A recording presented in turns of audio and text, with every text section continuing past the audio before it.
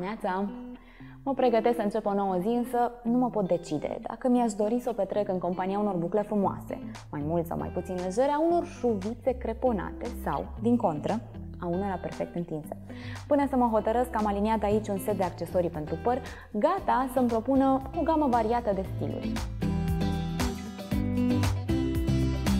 Multistylerul Rowenta For Elite Model Look mă ajută să-mi găsesc stilul și astăzi și mi iese în întâmpinare cu 7 coafuri diferite și elegante, de la bucle frumoase până la vârfuri perfect întinse. Multistylerul Elite acoperă stiluri variate, tocmai fiindcă este un ondulator. Așa. O placă de păr. Așa. Dar și o placă de creponat părul. Toate accesoriile au un veliș ceramic ce ajută la protejarea părului. Gata, știu. O să vă arăt un truc pentru volum de la rădăcină, abia apoi o să-mi aranjez părul.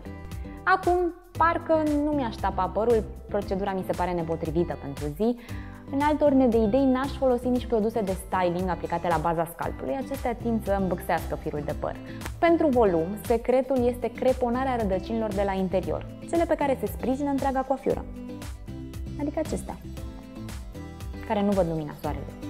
Odată creponate, ele ridică părul de pe calotă și îl înfoaie cât să capete volum pentru câteva zile, până la următoarea atingere a șamponului. Și acum, pe cai, nu?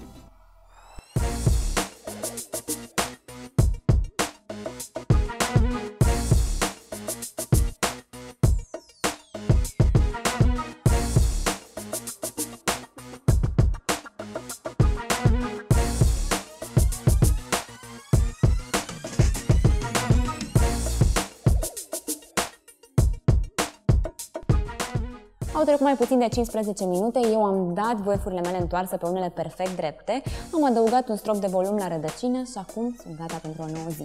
Sper doar să fie una minunată.